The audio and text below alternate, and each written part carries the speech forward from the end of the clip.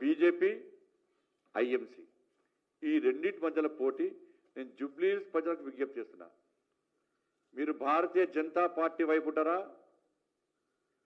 Indian ముస్లిం కాంగ్రెస్ వైపు ఉంటారా? మీరు నిర్ణయం తీసుకోండి. మీకు అభివృద్ధి కావన్నా అరాచకాలు కావన్నా అర్థం చేసుకోండి. కాంగ్రెస్ గెలిస్తే ఎంఏం పార్టీ గెలిచినట్టే. ఇలా ప్రచారం అంతా కాంగ్రెస్ పార్టీలు చేస్తున్నారు. కాంగ్రెస్ పార్టీ క్యాడర్ లేదు, పూర్తిగా ఎంఏఎం పార్టీలు చేస్తున్నారు. ప్రచారం అంతా కూడా ఎంఏఎం పార్టీలే. కాంగ్రెస్ జెండాలు ఏడేమడుతులు అన్ని పచ్చ జెండాలుగా కనబడుతున్నాయి.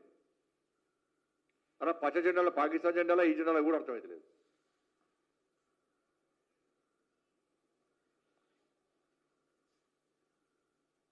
రాష్ట్ర ముఖ్యమంత్రి ఇక దిగజారి ముఖ్యమంత్రి హోదాకి లెక్క వివరించకుండా కాంగ్రెస్ అంటేనే ముస్లిం అట, ముస్లిం అంటేనే కాంగ్రెస్ అట. ఈ దేశ జవాన్లను కించపరిచే విధంగా గతంలో కేసీఆర్ గిదే మాట్లాడిండు. సర్జికల్ స్ట్రైక్ దొమ్మ చచ్చిపోయిందా, ఈగ చచ్చిపోయిందా అని కేసీఆర్ ఫామ్ హౌస్ పరిమితమైంది. ఇలా సేమ్ ఈ రాష్ట్ర ముఖ్యమంత్రి కూడా ఇలా పాకిస్తాన్ను ప్రోత్సహించే విధంగా ఈ దేశ జవాన్లను హేళన చేసే విధంగా ఈ దేశానికి వ్యతిరేకంగా వ్యాఖ్యలు చేసే స్థాయికి వచ్చిందంటే మీరు అర్థం చేసుకోండి. నేను కాంగ్రెస్ పార్టీ కార్యకర్తలు విజ్ఞప్తి చేస్తున్నా, మీరు ఎట్టి మీద గెలవరు, బీజేపీ గెలవబోతున్నది. ఇక్కడ కాంగ్రెస్ పార్టీ గెలిస్తే కాంగ్రెస్ పార్టీ గెలిచిందని చెప్పుకోరు, ఎంఏఎం పార్టీ గెలిచిందని మాత్రమే మా నాయకులు చెప్పుకుంటారు, రాసి పెట్టుకోరు. అది అంతా అవసరమా మీకు కాంగ్రెస్ పార్టీ క్యాడర్?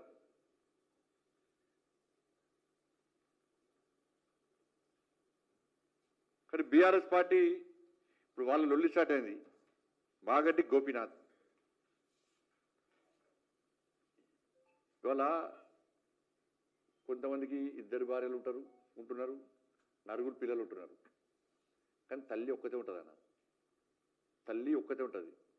ఇన్ని సంవత్సరాలు పెంచి పోసేటువంటి తల్లికి ఇలా సొంత కొడుకును హాస్పిటల్లో చూసుకోలేని పరిస్థితి తీసుకొస్తే ఆ తల్లి ఎంత తల్లడిలాలే, ఎంత బాధ అనుభవిస్తుందో ఇవాళ ఇన్ని రోజులు ఈ సమాజాన్ని తెలియలే. సరే, ఆ తెర వెనుక ఎవరున్నారో మనకు సంబంధం లేదు. ఆ తల్లి ఏదో ప్రిపేర్ అయి చెప్పినట్లేదు, ఆమె ఆవేదన బయటకు వస్తున్నది. ఆమె చదువుకున్న ఆమె, నిన్న ఆమె చూస్తుంటే బాధ అనిపిస్తున్నది.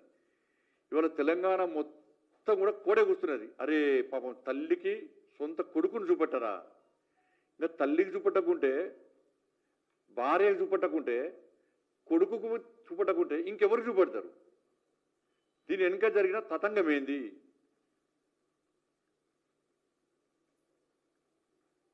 తల్లి డైరెక్ట్ కేసీఆర్ కొడుకు పేరు చెప్పింది. నా కొడుకు మరణము ఒక మిస్టరీ అన్నది. ఏంది అది? ఆ రోజే చనిపోయిందా, అంతకంటే ముందే చనిపోయిందా, కొంతమంది కోసము లేట్గా అనౌన్స్ చేసి డిక్లేర్ చేసిరా? దీని మీద విచారణ జరపాల్సిన అవసరం పక్కా ఉంది. హాస్పిటల్ డాక్టర్ల స్టేట్మెంట్ రికార్డ్ చేయాలి, హాస్పిటల్ యాజమాన్యం స్టేట్మెంట్ రికార్డ్ చేయాలి. మాగంటి గోపీనాథ్ గారి యొక్క తల్లి, వాళ్ళ భార్య, వాళ్ళ కొడుకు, వాళ్ళ స్టేట్మెంట్ రికార్డ్ చేయాలి. చూసండి, ఇవాళ నేను వీడియో చూసి, నేను వాళ్ళ కొడుకు పేరున్నది తారక్. నేను అమెరికా నుంచి మా నాన్న అంత్యక్రియలో పాల్గొనడానికి వస్తే నన్ను బీఆర్ఎస్ పార్టీకి సంబంధించిన మాజీ మంత్రి ఫోన్ చేసి రావద్దని బెదిరించిండు. ఇది మామూలు స్టేట్మెంట్ కాదు. ఇది వాళ్ళ తల్లి క్లియర్ అయిపోయింది. నేను చూడడానికి పోతే, ఐసీయూలో నా కొడుకుని చూడడానికి పోతే నన్ను చూపెట్టలేదు. కేసీఆర్ కొడుకొస్తేనే వేడుకున్నా, పట్టించుకోలేదు. ఆయన ఐసీయూలో పోయి చూసొచ్చిండు. ఏం జరిగిందో తెలియదు. నేను మళ్ళీ పోయి మొత్తుకున్నా, చూపెట్టే అవకాశం ఏంటని, చూపెట్టలేదు. ఏం జరిగింది ఆడ? ఒక కన్న తల్లి ఆరోపణలు చేసినప్పుడు అందరి మనసు కరిగింది. ఇవాళ తెలంగాణ రాష్ట్రం మొత్తం ప్రతి ఒక్కరు బాధపడుతున్నారు. కానీ తెలంగాణ రాష్ట్ర ముఖ్యమంత్రి గుండె మాత్రం కరుగుతలేదు. ఎందుకంటే వీళ్ళు వాళ్ళు ఒకటి. ముఖ్యమంత్రి కొడుకు రేవంత్ రెడ్డి గారు ఇద్దరు దోస్తులు, వీళ్ళిద్దరు వ్యాపారాలు, వీళ్ళిద్దరు మన ప్రాపర్టీ పంపకాలు, ఇద్దరి మధ్య లోపాయికార ఒప్పందం. అందుకే డ్రగ్స్ కేసు పోయింది, ఫోన్ ట్యాపింగ్ కేసు పోయింది, ఫామ్ హౌస్ కేసు పోయింది, విద్యుత్ కొనుగోలు కేసు పోయింది, ఈ కార్ రేసు పోయింది, కాళేశ్వరం కేసు పోయింది. దేనిలో ఒక్కదానిలో విచారణ జరపలేదు.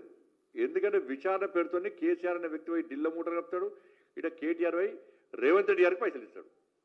వీళ్ళిద్దరి మధ్య పైసల దందా. మాగంటి గోపీనాథ్ గారి యొక్క ఈ దిలలో పూర్తిగా ఎక్కడ వివాదమైంది, ఎక్కడ గొడవలు అవుతున్నాయంటే మాగంటి గోపీనాథ్ గారి యొక్క ఆస్తి పాస్తుల విషయంలో కేటీఆర్కు మధ్య రేవంత్ రెడ్డి మధ్య గొడవలు స్టార్ట్ అయినాయి. ఆస్తి పంపకాల విషయంలో మాత్రం